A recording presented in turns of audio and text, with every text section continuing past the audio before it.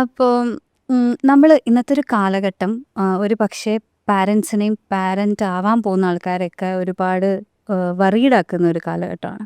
അപ്പോൾ യെസ്. നമ്മളിത് സംസാരിക്കുന്ന ഈ ഒരാഴ്ച അല്ലെങ്കിൽ ഇതിൻ്റെ തൊട്ട് മുന്നേയുള്ള ദിവസമാണ് സ്വന്തം സിസ്റ്ററിൻ്റെ നേക്കഡ് ഫോട്ടോസോ അല്ലെങ്കിൽ ഫോട്ടോസ് മോർഫ് ചെയ്തിട്ട് അത് സെല്ല് ചെയ്യുന്ന ആൾക്കാർ, സ്വന്തം അമ്മേനെ കൊന്ന, അച്ഛനെ കൊല്ലാൻ പ്ലാൻ ചെയ്ത കുട്ടികൾ, ഇവരൊക്കെ ജീവിക്കുന്ന ഒരു കാലഘട്ടമാണ്. അപ്പോൾ ഇറ്റ്സ് വെരി സ്കെയറി.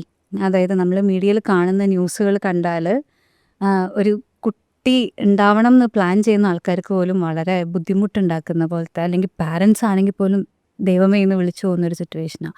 അപ്പോൾ ഈ കുട്ടികളുടെ കൂടെ അല്ലെങ്കിൽ ചൈൽഡ് അബ്യൂസോ അല്ലെങ്കിൽ ചൈൽഡ് റൈറ്റ്സ് ഒക്കെ റിലേറ്റഡ് ആയിട്ട് ഇത്രയും കാലം ജോലി ചെയ്ത ഒരാൾ എന്നുള്ള നിലയ്ക്ക് സാർ ശരിക്കും വിചാരിക്കുന്നുണ്ടോ ഇന്നത്തെ ജനറേഷൻ മുന്നേയുള്ള ജനറേഷനൊക്കെ വെച്ച് വെരി ഡിഫിക്കൽട്ട് ടു ഹാൻഡിൽ ആയിട്ടുള്ള ഒരു ജനറേഷനാണ്, നമുക്കിവരെ ഹാൻഡിൽ ചെയ്യാൻ ബുദ്ധിമുട്ടുണ്ട് എന്ന് സാറിന് തോന്നുന്നുണ്ടോ?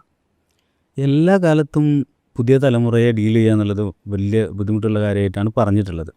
പക്ഷേ നിലവിലെ ഇപ്പം പുതിയ ഡിജിറ്റൽ ഏജിലെ തലമുറ എന്ന് പറയുന്നത് കുറച്ച് അധികം റിസ്ക്കിയാണ്. സിബില പറഞ്ഞ പോലെ തന്നെ കുറച്ചധികം റിസ്ക്കി ആയിട്ട് തന്നെയാണ് എല്ലാവരും പറയുന്നത്. പാരൻസ് ആണെങ്കിലും ടീച്ചേഴ്സ് ആണെങ്കിലും. അതിൻ്റെ കാരണം എന്താണെന്ന് വെച്ച് കഴിഞ്ഞാൽ ബുദ്ധിമുട്ടാണെന്നുള്ളത് എല്ലാവരും പറയുന്നുണ്ട്. പക്ഷേ ഇവരെങ്ങനെ ഹാൻഡിൽ ചെയ്യണമെന്ന് ആരും പറഞ്ഞു കൊടുക്കുന്നതായിട്ട് ഇതുവരെ നമ്മൾ കണ്ടിട്ടില്ല, കേട്ടിട്ടില്ല. അതിനൊരു ട്രെയിനിങ് കൊടുക്കുന്നതായിട്ട് നമ്മൾ കാണുന്നില്ല. ഇതിൻ്റെ ഒരു പ്രധാന കാരണമായിട്ട് ഞാൻ മനസ്സിലാക്കുന്നത് ഈ കൊറോണ കാലത്തെ ഓൺലൈൻ ക്ലാസ്സിന് ശേഷമുള്ള, അതല്ലെങ്കിൽ മൊബൈൽ സ്വകാര്യമായി കുട്ടികൾക്ക് ഉപയോഗിക്കാൻ കിട്ടിയത് മുതലുള്ള ഒരു ഒരു വലിയ പ്രശ്നം ഉണ്ട്. എന്താണെന്ന് വെച്ച് കഴിഞ്ഞാൽ കുട്ടികളെ സ്വകാര്യമായിട്ട് അല്ലെങ്കിൽ റൂമിൽ അല്ലെങ്കിൽ ലേറ്റ് നൈറ്റിൽ ഈ ഫോൺ ഉപയോഗിക്കുന്നത് ആരും റെസ്ട്രിക്റ്റ് ചെയ്യുന്നില്ല. റെസ്ട്രിക്റ്റ് ചെയ്യുന്നവരുണ്ട്, പക്ഷേ റെസ്ട്രിക്റ്റ് ചെയ്യുന്നത് വളരെ കുറവാണ്.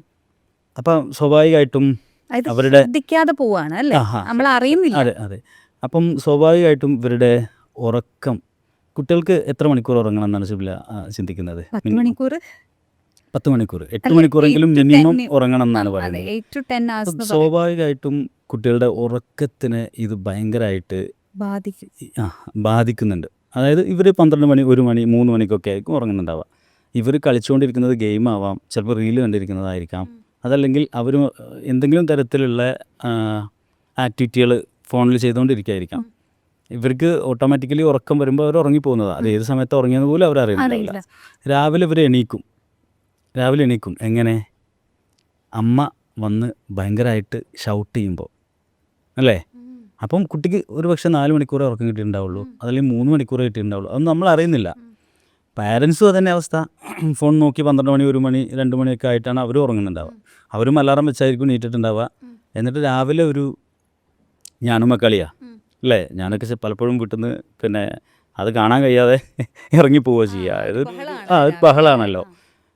അല്ലെങ്കിൽ റൂമിൽ അടച്ചിട്ട് പുതപ്പിട്ടിട്ടൊക്കെ കിടക്കുന്ന രക്ഷിതാക്കളുണ്ട്, പലരും പറയുന്നതാണത്. ഇത് കേൾക്കാൻ വയ്യ, ഈ ഒരു കോംപ്ലിക്കേഷൻ കാണാൻ വയ്യാത്തതുകൊണ്ട്. അപ്പം ഉറക്ക് പോവാന്ന് പറഞ്ഞാൽ തന്നെ അഗ്രഷൻ കൂടുകയാണ് അല്ലേ? നമ്മളെ സംബന്ധിച്ചിടത്തോളം നമുക്ക് ഉറക്ക് പോയി കഴിഞ്ഞാൽ അടുത്ത ദിവസം നമുക്ക് കലയിക്കാനുള്ളൊരു മൂഡായിരിക്കും. കുട്ടിക്ക് ഓൾറെഡി ഉറക്ക് പോയിട്ടുണ്ട്, പാരൻറ്റും ഉറക്ക് പോയിട്ടുണ്ട്. പാരൻ്റ് ഈ ഫ്രസ്ട്രേഷൻ മുഴുവൻ രാവിലെ എണീപ്പിക്കാൻ വേണ്ടിയിട്ട് കുട്ടിയുടെ മേലെടുക്കുന്നു. അതല്ലേ നമ്മൾ കാണുന്നത്. അപ്പം ആ ഒരു ആക്ടിവിറ്റി, ഈ അമ്മ വന്ന് ഷൗട്ട് ചെയ്യുന്നതും കുട്ടിയിൽ ഒന്നും കൂടെ കോർട്ടിസോൾ കൂട്ടുന്നു. അതായത് സ്ട്രെസ് ഹോർമോൺ. ഉറക്കമില്ലെങ്കിൽ സ്ട്രെസ് ഹോർമോൺ ഓൾറെഡി കൂടുന്നു. അതിൻ്റെ കൂടെ തന്നെ ഈ അമ്മ ഷൗട്ട് ചെയ്യുന്നതിൻ്റെ കൂടെ അതൊന്ന് ഡബിൾ ആവുന്നു. അതായത് ഒരു സ്ലോ മോർണിംഗ് അല്ലാതെ ഒരു റഷിൽ എണീക്കുന്നു എന്നുള്ളത് തന്നെ ഒരു പ്രശ്നമാണ് അല്ലേ? ഇനി ഉറക്കം കറക്റ്റ് ആണെങ്കിലും ഈ റഷിൽ എണീപ്പിക്കുക എന്നുള്ളത് തന്നെ പ്രശ്നമാണ്, സ്ട്രെസ് ഉണ്ടാക്കുന്ന സാധനമാണ്. അതിൻ്റെ കൂടെ ഉറക്കം കുറഞ്ഞ കുട്ടിയും കൂടാണ്, അത് ഡബിൾ ആവാണ്. ഈ തലമുറയാണ് ക്ലാസ് റൂമിലേക്ക് പോകുന്നത്, ഈ തലമുറയാണ് സമൂഹത്തിലേക്ക് പോകുന്നത്. ഇവരെന്തൊക്കെ പറഞ്ഞാലും ഇവരുടെ ഉള്ളിൽ കോർട്ടിസോളാണുള്ളത്, സ്ട്രെസ് ഹോർമോണാണുള്ളത്. കലഹിക്കാനുള്ള ചിന്ത മാത്രമാണ് അവരുടെ ഉള്ളിൽ ഉണ്ടാവുക. ഇതാണ് പുതിയ തലമുറ. ഇവരെ കൈകാര്യം ചെയ്യണമെങ്കിൽ നമ്മൾ പാരൻറ്റിങ്ങിൻ്റെ ഇഷ്യൂ തന്നെയാണ് ഈ വരുന്നത്. അത് നമുക്ക് മനസ്സിലായില്ല. പാരൻറ്റ് സ്വയം കൺട്രോൾ ചെയ്യുന്നില്ല, പാരൻറ്റ് തൻ്റെ കുട്ടിയുടെ ഡിവൈസിനെ കൺട്രോൾ ചെയ്യുന്നില്ല, അല്ലെങ്കിൽ അതിൻ്റെ ഉറക്ക് ആരും നോക്കുന്നില്ല. അതല്ലെങ്കിൽ ടീച്ചേഴ്സാണ് ഇത് ബോധം കൊടുക്കേണ്ടത്, അല്ലെങ്കിൽ അവബോധം കൊടുക്കേണ്ടത് പാരൻസിന്. അവരും ഇത് ചെയ്യുന്നില്ല. പിന്നെ ആരാണ് ഇത് ചെയ്യുക? എന്താണ് ഇതിൻ്റെ ജെനുവിൻ റീസൺ എന്നുള്ളത് ആരും എവിടെയും പറഞ്ഞ് നമ്മൾ കേൾക്കുന്നില്ല. നമ്മൾ ഇവരെ പലപ്പോഴും കൈകാര്യം ചെയ്യണമെങ്കിൽ ആ രീതിയിൽ ഡീൽ ചെയ്യാൻ കഴിയുള്ളൂ. പറ്റുള്ളൂ. അവിടെ സോൾവ് ചെയ്യാതെ നമ്മൾ അവർക്ക് ബിഹേവിയർ പഠിപ്പിക്കാനോ അവർക്ക് അവയർനെസ് ക്ലാസ്സുകൾ കൊടുക്കാനോ അല്ലെങ്കിൽ അവർക്ക് വേറെ എന്തെങ്കിലും ലൈഫ് സ്കില്ലുകൾ കൊടുക്കാനോ ഒന്നും പോയിട്ട് കാര്യമില്ല. പറ്റില്ല.